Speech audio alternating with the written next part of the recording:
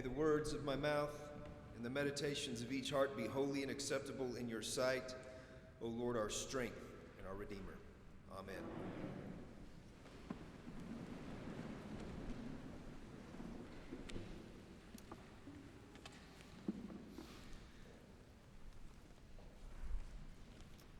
I'm going to ask you to remember something this morning. I'm going to ask you to remember some certain times in your life when you went home. When you returned home after a period of absence. You know, home can be a tricky word, can't it? Lots of emotions and memories are wrapped up in that word, home. I remember the first time I went home after I left for college. I returned home on fall break with a hungry belly and a bag full of dirty laundry. I was greeted with open arms by my parents, and my grandmother rounded the corner to my room. I walked in. My bed was gone. All my posters were down. The walls had been painted a different color.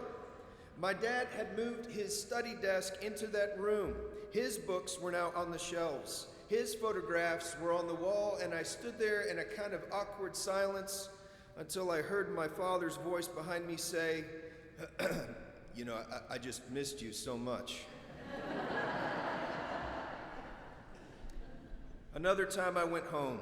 I had long hair, no shoes, and a guitar case because that's all that mattered to me. One time I went home with a photo of a girl in my pocket. The next time I went home with my pocket empty and an aching heart. I went home a lot by myself until one time I went home with Erica. My brother said, "If you don't marry that girl, you're an idiot." And he was right. One time I went home and it didn't feel like home anymore. Strange thing, that word, home. For some of us, it might even be a painful word. Jesus was baptized, and it seems while his garments were still drying from those baptismal waters, he went into the desert, where he was tempted 40 days and nights. And any great leader experiences the desert in some shape or form. Read Joseph Campbell's work about myth and the hero's journey, and you will find this to be true. The path to enlightenment is through the desert. Joseph Campbell wrote himself, "The cave you fear to enter holds the treasure you seek." Jesus emerges from this time, and you sense in Luke's gospel that we are on the cusp of something, some great movement of the Spirit. And the first place Jesus goes is home. Sometimes the hardest journey is going back home, but what is this place Jesus called home? What of its people, its culture, its landscape? Because all of those things form us and find its way into us, just as your hometown formed you. I think Jesus' hometown formed him too. Galilee is what the region is called, Nazareth being one of the 204 villages at the time. And Galilee was renowned for its fertile soil. It was once remarked that it's easier to grow a legion of olive trees in Galilee than bring up one child in Judea. But not just olive trees, also vine, fig, oak, walnut, palm, cedar, cypress, balsam, almond, oleander, pomegranate, citron.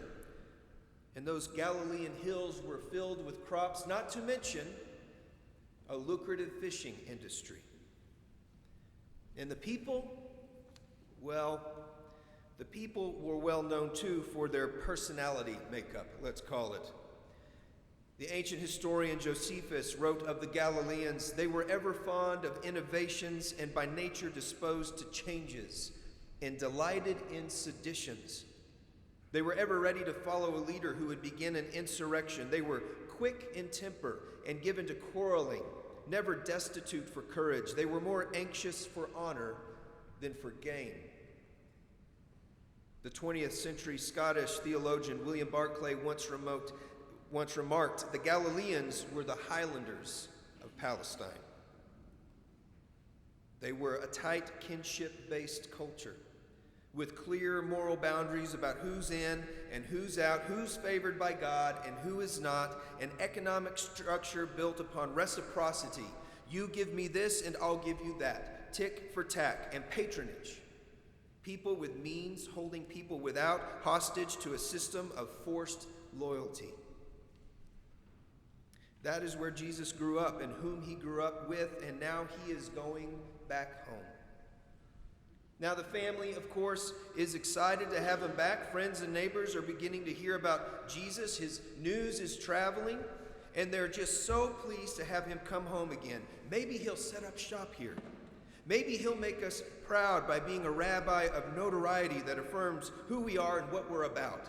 Real Galilean values. I always saw something in that kid. Always knew that kid would make us proud one day. And so you can imagine the anticipation as Jesus stands up in the synagogue that Sabbath morning and unrolls the scroll and begins to read and expound upon the passage. But he does something unexpected. He actually combines the words from different parts of the scriptures, and he actually omits some words about God's wrath and judgment and replaces them with words of hope extending to all people. And he reads, God's Spirit is on me. He's chosen me to preach the message of good news to the poor, sent me to announce pardon to prisoners and recovery of sight to the blind, to set the burdened and battered free, to announce this is the year of the Lord's favor. And then he said, this just came true in this place. What? Who does he think he is? Did you hear what Jesus just said? This came true in this place. The poor are poor because they've done something wrong. The blind are blind because they or their parents sinned. Setting prisoners free, what sense does that make? And that whole year of the Lord's favor.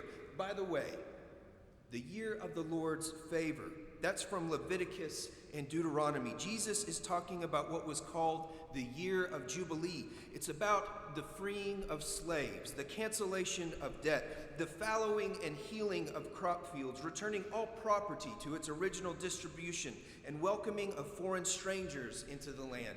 It is a grace and a mercy and a love extended to every man, woman, child, every cow, sheep, pig, every corner of every crop field, all of creation. Now, scholars will say, there is no evidence that the year of Jubilee ever occurred in the life of Israel. You can't have any fun when scholars are around. But it was a hope. It was a hope. This is a radical statement about God's grace running wild in this world, no matter who you are or what you've done or where you come from. It's a hope. Jesus isn't offering a lesson. He's starting a movement. And I wonder if while he was in the desert, he began to discern something, that he needed to make that journey home, and that if his movement was going to start anywhere, it had to start from there.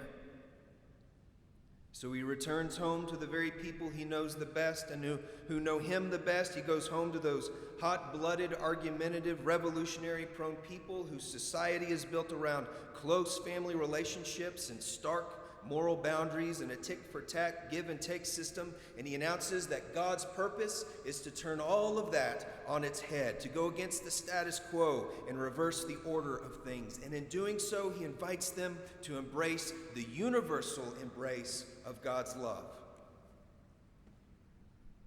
And our reading this morning doesn't extend to this. But do you know how the people responded? They chased him out of town.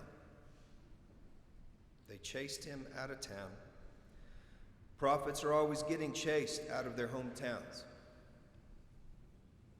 But not everybody. Some followed Jesus that day, and we've been trying to keep up with him ever since. The Jesus movement. You know what I've heard a lot of us say? It's a quote from our presiding bishop.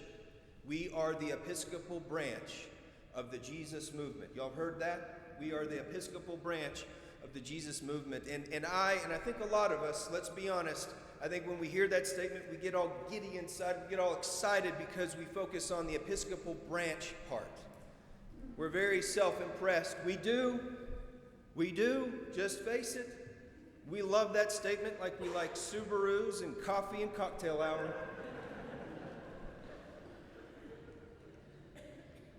But we belong to the Jesus movement before we belong to any branch. That, more than any political ideology or religious dogma, informs who we are and should be in this world, and it is a movement with a very direct yet profound message that we are to take into our families, our places of work, our schools, our communities. No matter who you are loved. No matter what you've done, you're forgiven. No matter where you're from, you belong. Which is just another way of saying, welcome home. Amen.